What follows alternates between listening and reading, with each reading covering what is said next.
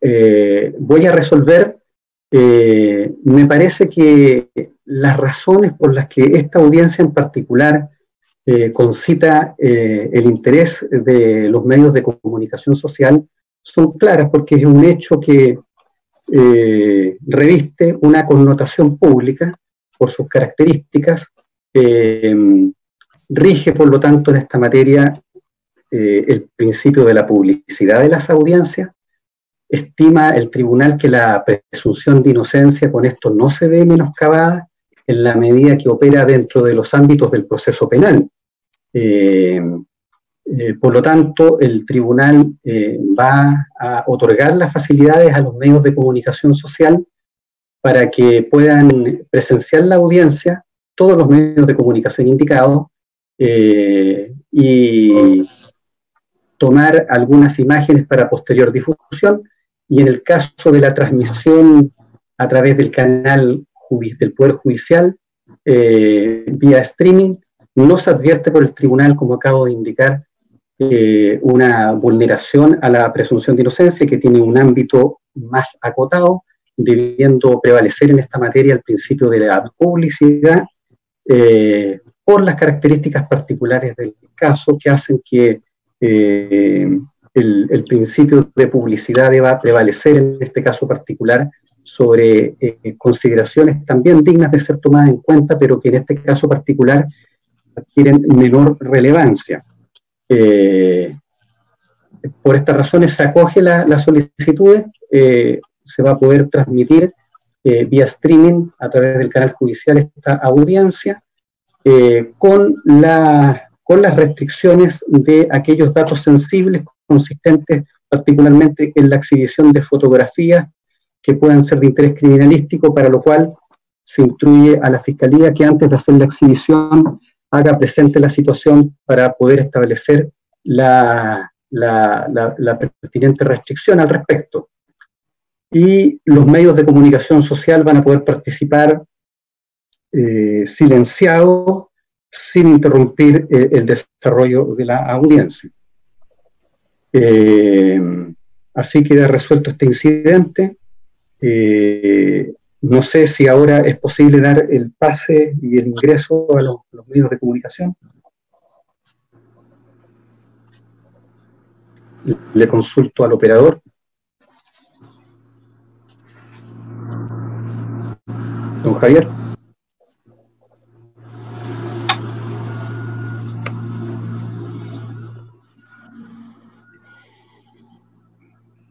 Don Javier, le estoy consultando.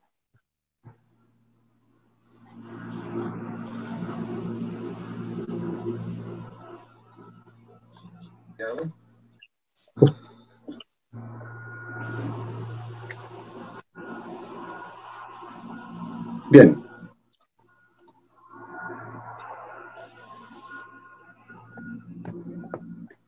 Bien. Estoy haciendo entrar a los periodistas. Ya.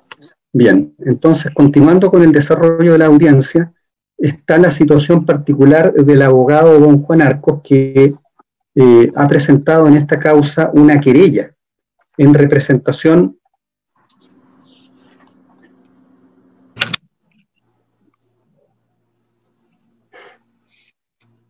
de doña Margaret Nereida Díaz Barría, señoría.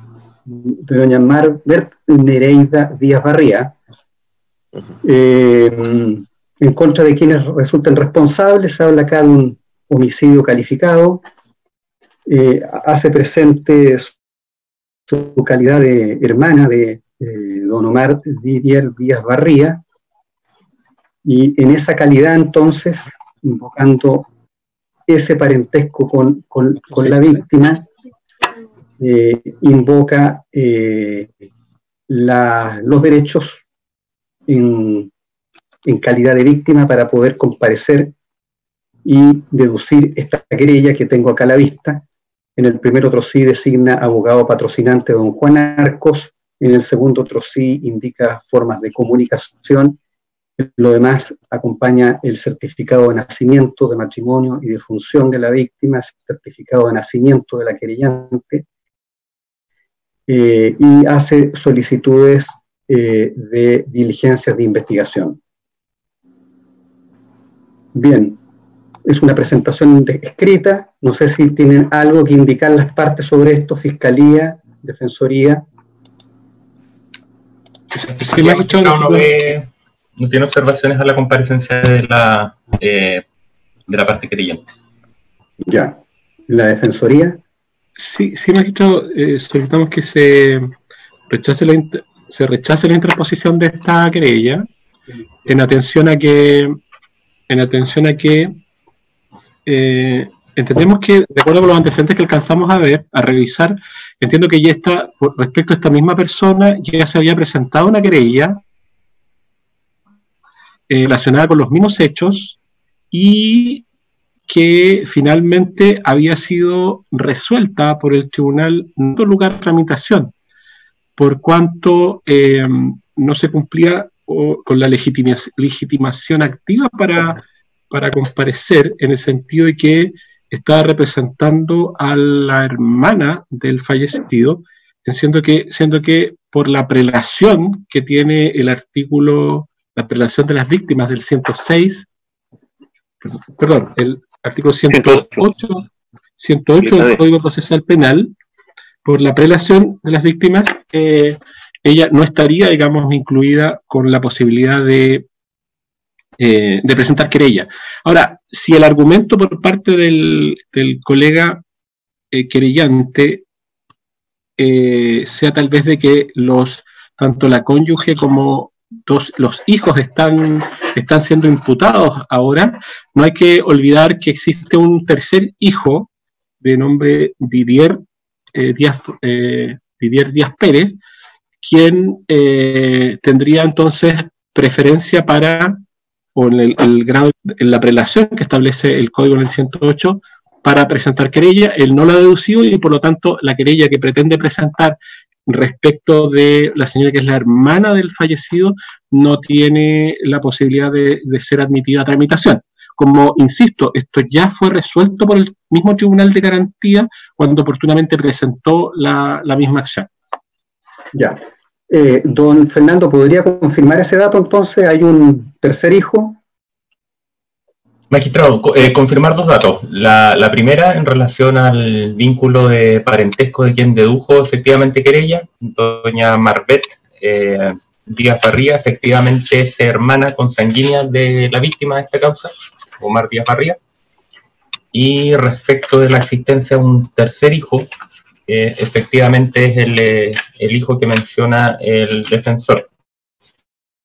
Ahora, la Fiscalía, magistrado, solo un segundo, considera que la hermana de la víctima, en este caso, se encuentra legitimada, en consideración que entendemos que la eventual presentación efectiva de la querella por parte de este hijo haría excluyente, digamos, la presentación de la querella de la hermana, y entre tanto eso no ocurra, y en la especie no ha ocurrido, señoría, entendemos que es totalmente legítimo la comparecencia en calidad de víctima indirecta por parte de la hermana representada por su abogado querellante.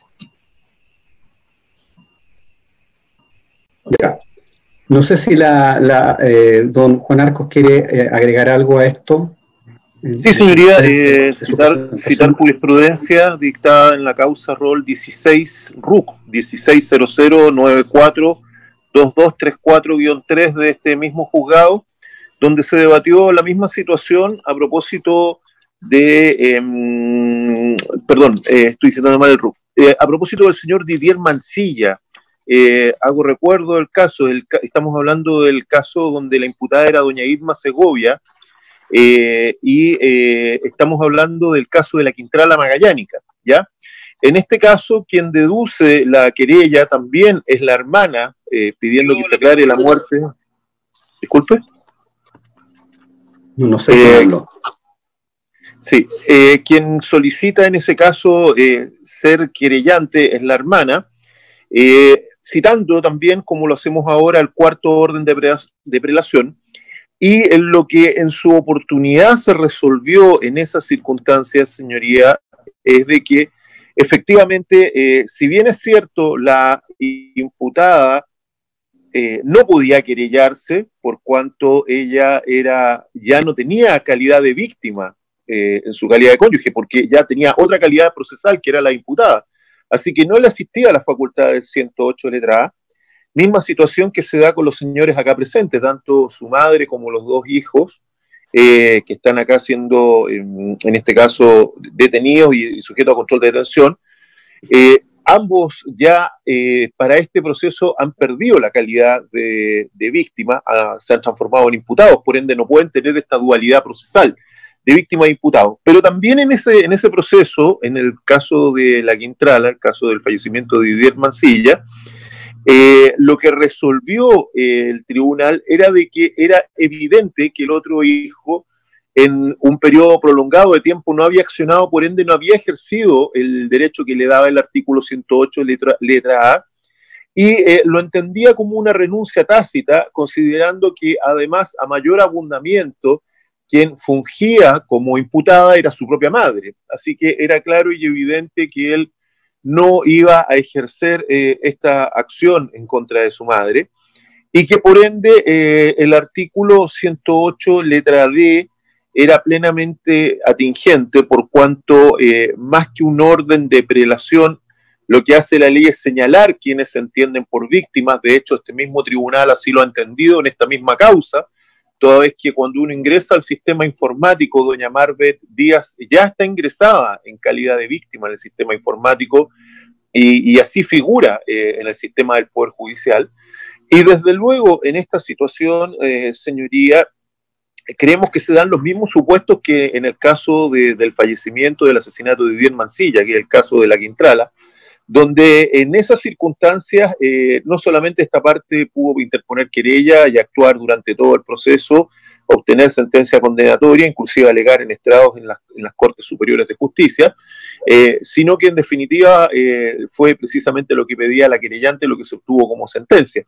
Entonces, consideramos, señoría, de que aquí ya existe jurisprudencia, aquí ya se ha sentado un precedente en ese caso, y desde luego en esta circunstancia de que exista otro hijo, claramente estamos hablando de un hijo de la misma madre y hermano de quienes hoy día figuran como imputados, lo que obviamente en esas circunstancias a él lo pone en la otra vereda, a él lo coloca en la vereda de quienes están apoyando a los imputados, y desde luego en esas circunstancias, desde luego el periodo que han pasado 2 años y no han querido hacerse parte en la investigación, esto demuestra una renuncia tácita. Y a mayor abundamiento, señoría, quiero citar que este letrado, cuando asume la representación de doña Marvet Díaz, doña Marvet fue a mi oficina y nosotros le explicamos esto de los órdenes de prelación y le pedimos que ella hable con los imputados que están acá presentes, más su hermano, para que ellos presenten la querella, y ellos no quisieron presentar la querella. El Ministerio Público también les ofreció a la parte que hoy día figuran como imputados la posibilidad de querellarse, para lo cual los ponían en contacto a través de la unidad de víctimas y testigos con la unidad respectiva del Ministerio de Interior, que es la unidad de delitos violentos, para que pudieran ellos ejercer la acción penal, y tampoco quisieron hacerlo. Entonces, claramente acá ha habido una actitud que demuestra de que ellos no se sienten víctimas, que no han actuado como víctimas, y como vuelvo a señalar, el artículo 108, letra D, si bien es cierto, establece una enumeración, no significa que mi representada deje de ser víctima por el fallecimiento de su hermano. Ella tiene el carácter de víctima, y quienes figuran en la letra A durante 2 años no han ejercido ninguna acción. En esas circunstancias, y teniendo presente que además el mismo portal del Poder Judicial la tiene consignada como víctima en esta causa, es que solicitamos, señoría, que se tenga, se provea la querella y se tenga esta parte como parte querellante y como víctima del presente proceso penal. Ya. Bien, para proveer esta querella, el tribunal tiene en consideración que la norma del artículo 108 del Código Procesal Penal, en materia de ejercicio de derechos, cuando la consecuencia del delito fuera la muerte del ofendido, establece efectivamente un orden de prelación para el ejercicio de los derechos en calidad de víctima. Pero el inciso final establece, el inciso final de la misma norma establece cuándo se produce el efecto de hacer precluir el derecho de intervenir en el proceso en calidad de víctima de una categoría por sobre otra. Y al efecto señala que lo que produce tal efecto es la intervención de una o más personas pertenecientes a una categoría. Es esa intervención efectiva la que excluye las comprendidas en las categorías siguientes. De manera que en la especie, no habiéndose producido tal intervención por una categoría precedente, como es la de cónyuge e hijos, además que la cónyuge y dos de los hijos tienen la calidad procesal de imputados en la causa, que es incompatible con la de víctimas, al menos desde el punto de vista procesal. Considerando todo aquello, el tribunal concluye que doña Marvet Nereida Díaz Barría tiene legitimación activa para deducir querella en estos antecedentes, sin que constituya impedimento para ello que una querella anterior bajo otro rol distinto haya sido declarada inadmisible bajo el argumento de los órdenes de prelación, pues lo cierto es que las circunstancias han variado y la aplicación estricta de la norma del inciso final del artículo 108 ya citada conduce a este tribunal a la conclusión que la querella resulta admisible. Por estas consideraciones se provee esta querella en los siguientes términos. A lo principal, por interpuesta querella, se la declara admisible, remítase la misma a la Fiscalía Local de Punta Arenas para los fines pertinentes.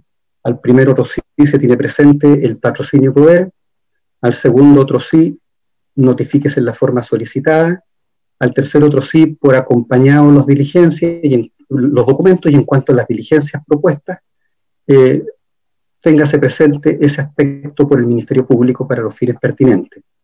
Al cuarto otro sí, acumúlese en los términos solicitados. Bien. Entonces, don Juan José, los datos, entiendo, de comunicación, correo, están todos contenidos en esta querella, para efectos de notificación en su caso. Sí, señoría, solamente para efectos de audio, lo reitero, comparece el abogado Juan José Arcos Cerdanovich, conforme a notificación, correo electrónico estudiojurídico@gmail.com y domicilio en esta ciudad, en calle Señoret, número 230.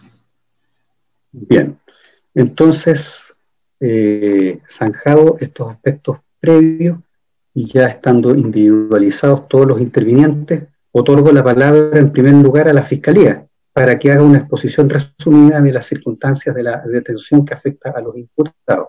Don Fernando. Bien, magistrado, gracias. La detención de los tres imputados magistrados, de doña Margarita Pérez Muñoz, asimismo de don Omar Díaz Pérez y de doña Constanza Díaz Pérez, se produjo el día de ayer, 24 de agosto del año 2020.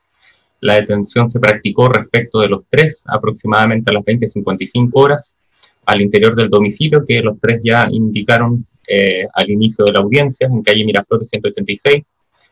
La detención la practican efectivos de la Brigada de Homicidios de la Policía de Investigaciones de Chile de Punta Arenas, en cumplimiento de una orden judicial de detención que pesaba sobre los tres imputados en esta causa. Orden de detención que había sido emanada y despachada el mismo día 24 de agosto. Hacemos constancia, o dejamos constancia, señoría, de que en el domicilio se les dio lectura de derechos, se le intimó la orden judicial de detención y con posterioridad a ello también fueron trasladados al hospital clínico para efectos de constatar lesiones, sin que ninguno de ellos registre lesiones del procedimiento de detención. Los abogados defensores respecto del procedimiento y la detención, ¿algo que indicar? No sé quién va a intervenir. Sí, manito, yo solamente, bueno, pedir, no veo bien la imagen de ellos, entiendo que están, solicitamos el retiro de ya que están, entiendo, dentro del cuartel policial, y sí, mientras estén escuchando la audiencia, solicitamos el retiro de las medidas de seguridad. Y en cuanto al procedimiento propiamente tal, no hay ninguna observación, pero sí solicitamos que se nos dé por parte del tribunal conocimiento, porque entendemos que esto fue una orden judicial, entonces solicitamos que se nos lea al menos que se nos lea la constancia de la orden judicial, o si la orden judicial está por escrito, que se lea la misma, porque no tenemos conocimiento de eso. Ya, la lectura podría ser un tanto extensa. No sé si es posible. Es que tiene que ser así, magistrado. Es posible, se le puede remitir una copia para que ustedes la tengan a la vista. No sé, pensé que podía estar en los antecedentes que se le exhibieron. No, yo no lo encontré. Se les va a remitir la copia de la. Usted lo que quiere es la resolución, la constancia de resolución, o sea, no el texto, no el formato de la orden de detención, sino la resolución que la dispuso. No, por supuesto, la resolución que la dispuso, porque en ella obviamente se tiene que justificar la orden de detención. Me dirijo al acta. ¿Quién está de acta en esta audiencia? Enrique. Sí. Remita al correo electrónico de la Defensoría de don Ramón Porque aquella actuación de fecha del día de ayer, 24 de agosto de 2020, que está cargada en el registro como resolución. Dice resolución, ordena detención y entre paréntesis 3 imputados. Ya la acabo de enviar. Ah, ya. De mi correo para que lo... Seguramente ya le llegó para que pueda usted ahí examinar. Por mientras, maestro, ¿podría resolverse la petición que hice? Sí, a ver, la PDI, ¿me escuchan? No, claro, no. Es bastante pequeña la imagen, no alcanzo a ver las condiciones en que se encuentra doña Margarita, don Omar y doña Constanza. Si me pueden explicar, ¿están esposados? Sí, está con la pulsera en las manos de seguridad. Ya. Sobre eso, ¿qué me pueden informar ustedes? El abogado está pidiendo que se les retiren esas esposas. ¿Tienen algún inconveniente ustedes por razones de seguridad? Por motivos de seguridad, nosotros tenemos un protocolo de actuación registrado y estamos pidiendo el contexto de la pulsera. Si pudiera hablar más cerca del micrófono, que no lo escucho bien. Sí, por protocolo de seguridad nosotros tenemos prohibido sacarle la pulsera. Ya. Bien. ¿Pudo acceder a la información? ¿Le llegó el correo? Sí, me llegó, pero lo estoy imprimiendo. Me deja un segundo más para confirmar que ya...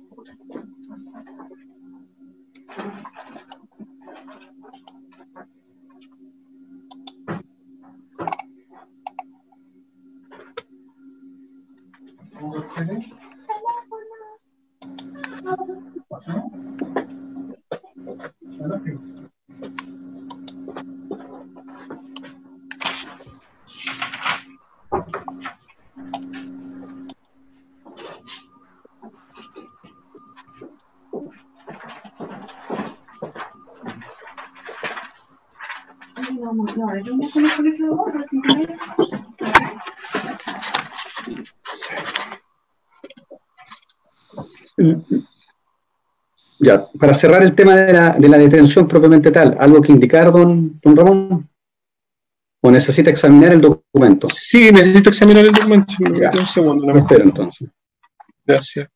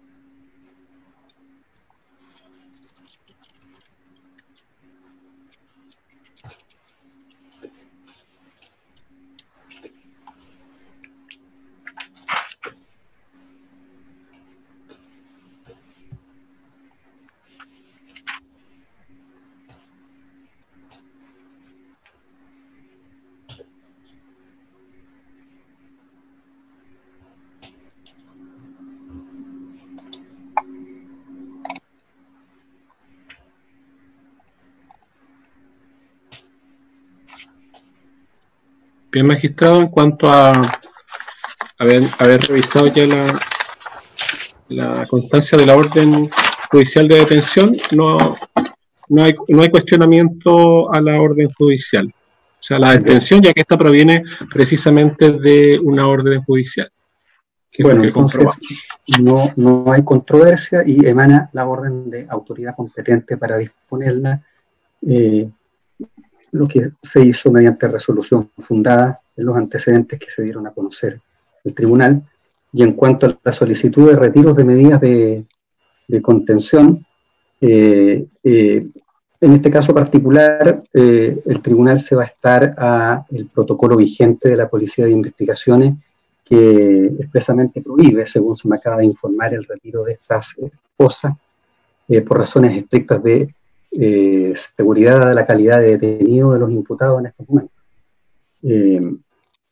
Esa situación puede variar durante el desarrollo de la audiencia, pero por ahora dispongo la mantención de estas medidas. Tiene la palabra la Fiscalía. Gracias, magistrado. La Fiscalía, luego de verificar la audiencia de control de detención, de conforme a lo dispuesto en el artículo 232 del Código Procesal Penal, procede a formalizar investigación respecto de los imputados ya individualizados en la audiencia, esto es doña Margarita Pérez Muñoz, doña Constanza Díaz Pérez y don Omar Díaz Pérez, a quienes se les comunica en esta audiencia que el Ministerio Público sigue una investigación en su contra por los siguientes hechos.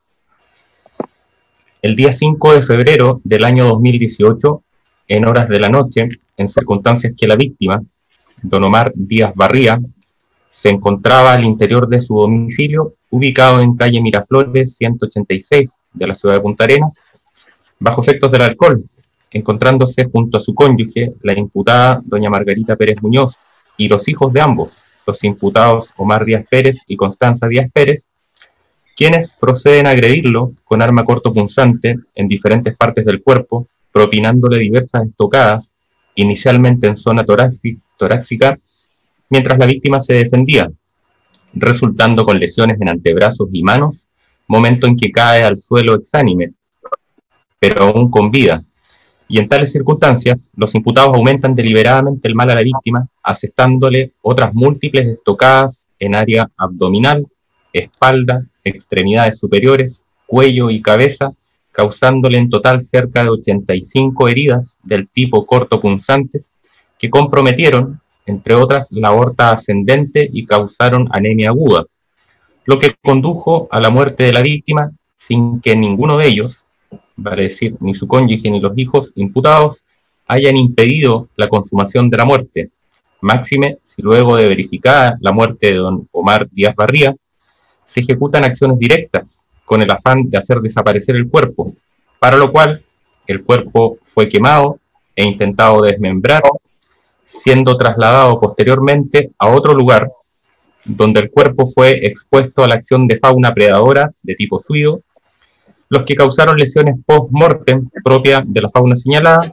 para finalmente ser trasladados los restos del cuerpo a otro sector, ubicado en calle Ñandú, parcela 231 del sector Villa Generosa de Punta Arenas, lugar donde se deposita el cuerpo en un montículo de tierra, exponiéndolo al sol y a la intemperie, siendo encontrado finalmente el día 10 de febrero del año 2018. A juicio de la Fiscalía, los hechos narrados y que se investigan constituyen un delito de parricidio previsto y sancionado en el artículo 390 del Código Penal, respecto del cual se le atribuye participación a título de autores a los 3 imputados presentes en la audiencia, ilícito que se estima en grado de desarrollo consumado, magistrado.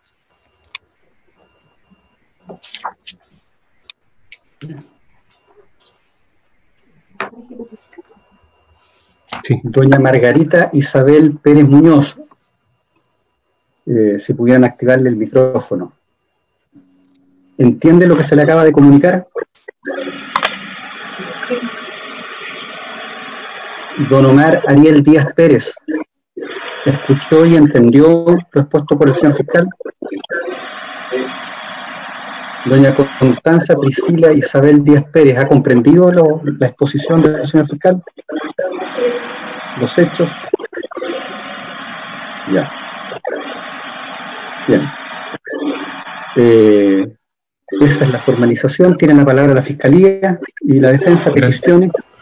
La Fiscalía, en primer término. La Fiscalía va a solicitar respecto de los 3 imputados ya formalizados se imponga la medida cautelar de prisión preventiva, estimando que esta constituye... Magistrado, hay una petición de Estado de Defensa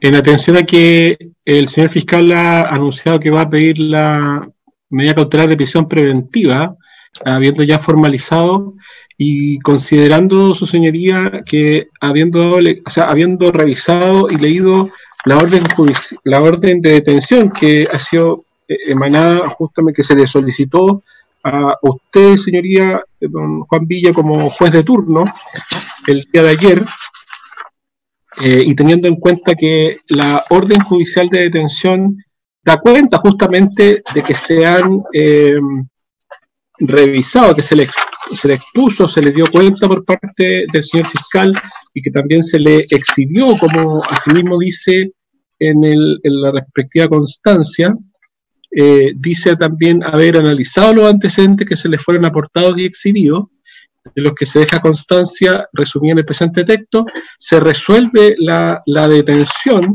de ellos y se hace una aseveración en el sentido que un juicio en el sentido que se indica que les asiste un grado de participación punible en la muerte de Omar Díaz Barría, conclusión que a su vez dice resulta bastante para estimar que la comparecencia pudiera verse dificultada por una mera citación a la audiencia.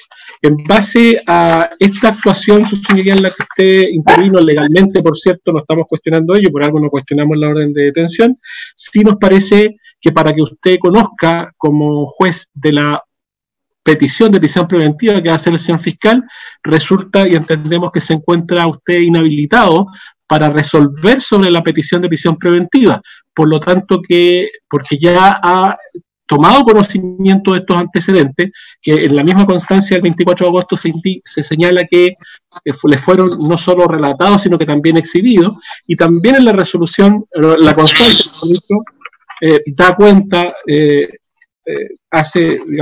da cuenta justamente de que le produce cierto grado de convicción en cuanto a que habría por parte de los imputados un grado de participación punible en la muerte de Omar Díaz Barría. Entendemos, señoría, que estaría entonces en una causal de inhabilidad, y esa inhabilidad debería entonces hacer, digamos, que en este momento cese su continuación en la audiencia y sea reemplazado en la continuación de la misma por otro juez de los que integran el Tribunal de Garantía. Es justamente una de las ventajas que tiene justamente en este caso es que el Tribunal de Garantía Punta Arenas esté integrado por más de un juez.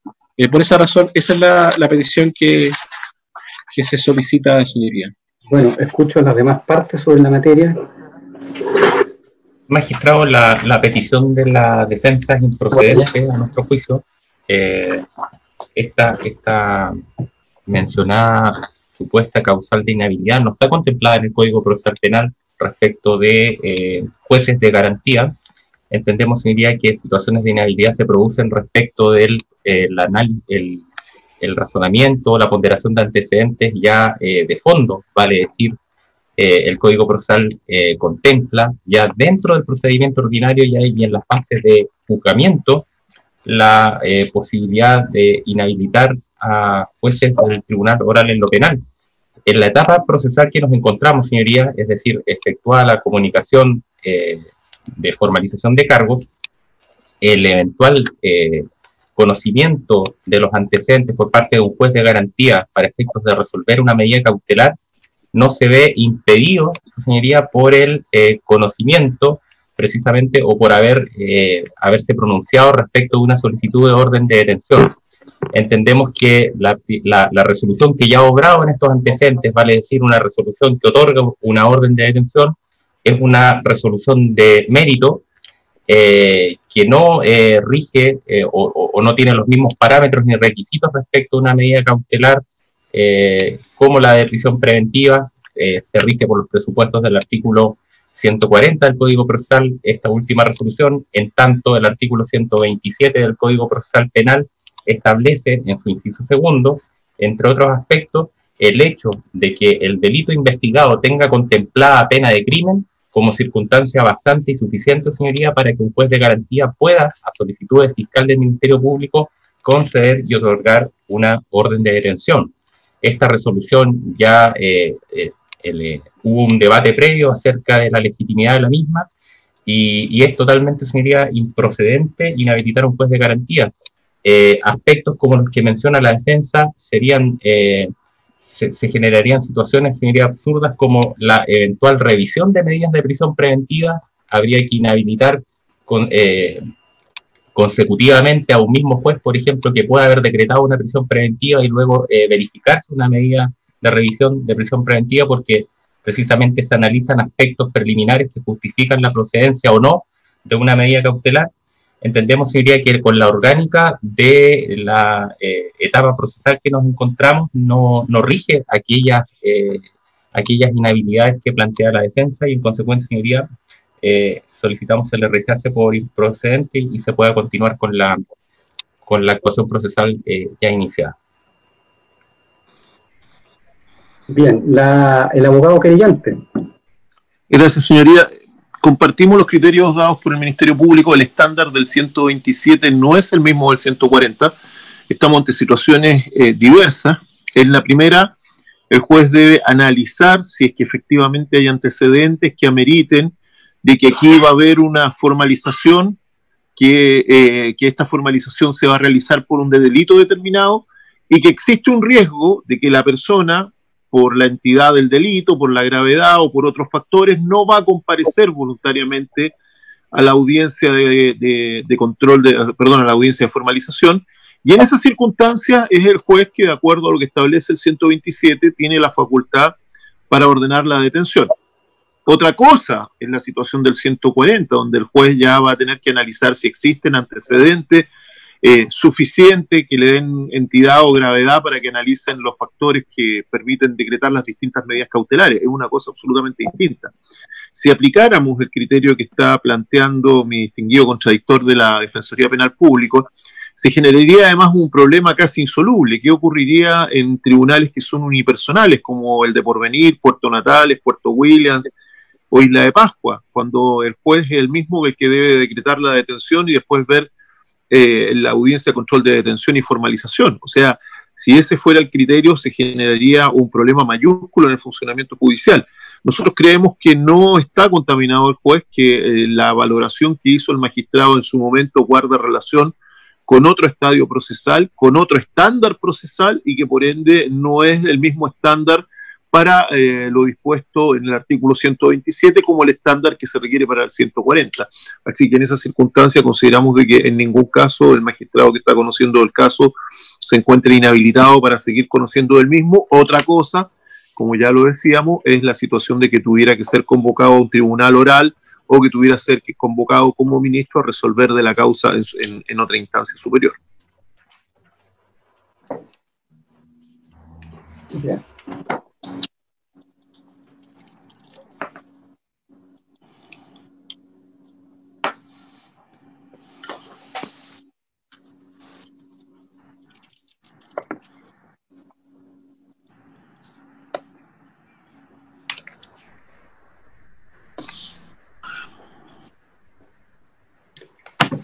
Bueno, en primer lugar, el tribunal expresa su parecer en cuanto a que efectivamente el estándar exigido para decretar una orden de detención no es el mismo para resolver una solicitud de medida cautelar como es específicamente la prisión preventiva. El estándar de suficiencia es distinto y el análisis también, por lo tanto, es distinto. De ahí que la medida cautelar de prisión preventiva debe ser el fruto de una audiencia contradictoria, donde se escucha la opinión de todos los pareceres, la opinión de todos los intervinientes y la visión y el análisis que puedan proporcionar en relación con los antecedentes acumulados durante la investigación. Eso por un lado. En segundo lugar, necesariamente todo juez de garantía, para despachar una orden de detención, tiene que hacer un análisis y una ponderación de mérito respecto de los antecedentes, que necesariamente tienen que ser expuestos y exhibidos, de ser ello posible. De manera que resultaría una situación de suyo anómala pretender que por el ejercicio de una facultad que necesariamente debe ser ejercida en esos términos, el tribunal automáticamente quede inhabilitado para conocer de una solicitud de medida cautelar de prisión preventiva. Y la razón por la cual esa inhabilidad no se produce es que el análisis y el nivel de exigencia y de suficiencia de los antecedentes es distinto para decretar una cautelar y otra. Y así siempre se ha entendido, porque de lo contrario, como bien observa la Fiscalía y la parte querellante, de hacer escuela, un criterio como el que plantea la defensa, vendría a resultar que en un momento todos los jueces de un tribunal o el único juez de un tribunal unipersonal estaría inhabilitado para conocer de las diversas audiencias que se desarrollan durante un proceso, a lo largo de un proceso, tales como audiencias de revisión de prisión preventiva u otras, inhabilidad que incluso podría operar respecto de los tribunales de alzada. Aquí estamos hablando de una solicitud de prisión preventiva que dentro de la sucesión de eventos de un proceso constituye la resolución de una medida cautelar y por lo tanto de un incidente que puede servir de base o de sustento para una sentencia interlocutoria, que es precisamente la que falla una solicitud de medida cautelar. Y desde este punto de vista, entonces, tampoco se observa que se configure alguna causal legal de inhabilidad de aquellas contempladas en el Código Orgánico de Tribunales, que por lo demás no se invocan de manera específica por la defensa, por cuanto las únicas causales de inhabilidad que podrían servir de sustento a tal petición dicen relación con haber manifestado la opinión, haber manifestado el tribunal el dictamen, o parecer en relación con la cuestión pendiente. Y la cuestión pendiente, siempre se ha entendido, es la cuestión de fondo, es decir, la culpabilidad en sede de juzgamiento, no la procedencia de decretar una medida cautelar durante el curso del proceso. De ahí que, como bien observa la Fiscalía y la parte creyente, es respecto de la etapa de juzgamiento en sede de tribunal oral que operan estas inhabilidades y específicamente los jueces de garantías que han intervenido durante la etapa de investigación en el procedimiento no pueden eventualmente ser llamados a integrar sala para conocer del juicio oral. Pero eso es totalmente distinto a la situación que aquí se ha planteado en cuanto a conocer de una solicitud de medida cautelar de prisión preventiva como la que se plantea. Los fundamentos por los cuales el tribunal entiende que no lo afecta ninguna causal de inhabilidad que le impida conocer de la solicitud de medida cautelar que plantea la Fiscalía y de las restantes peticiones que puedan ventilarse durante el desarrollo de esta audiencia. Tiene la palabra el Ministerio Público.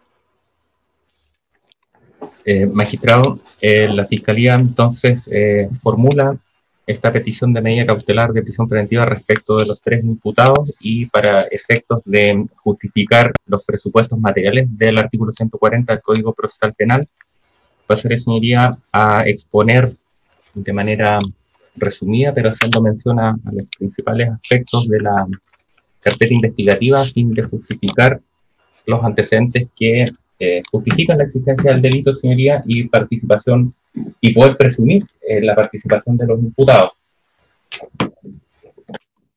Comenzar señalando, señoría, de que esta investigación se inicia en base a denuncia por presunta desgracia que formula específicamente la imputada doña Margarita Pérez Muñoz ante la primera comisaría de Carabineros el día 7 de febrero del año 2018. Hacer mención, señoría, de que esta denuncia se formula, como ya se señaló, el día 7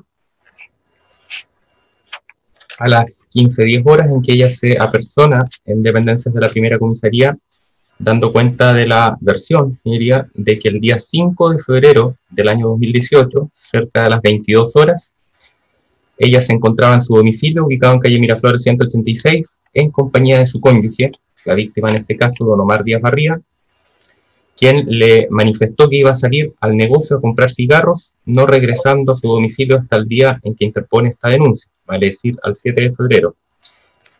Y aporta la información relativa a las vestimentas que habría llevado en ese momento, y señalando que desconoce su actual paradero. Luego de ello, señoría, hacer presente que consta también en la carpeta investigativa un segundo parte de Carabineros de Chile, esta vez de fecha 10 de febrero del año 2018, en el cual se da cuenta del hallazgo de, en este caso, la víctima, don Omar Díaz Barría, debiendo hacer mención que este es el parte número 567 de fecha 10 de febrero del año 2018. Quien halla el cuerpo de una persona de nombre Richard, quien iba junto a su conviviente a una parcela de su propiedad ubicada en el sector Río de los Ciervos Altos,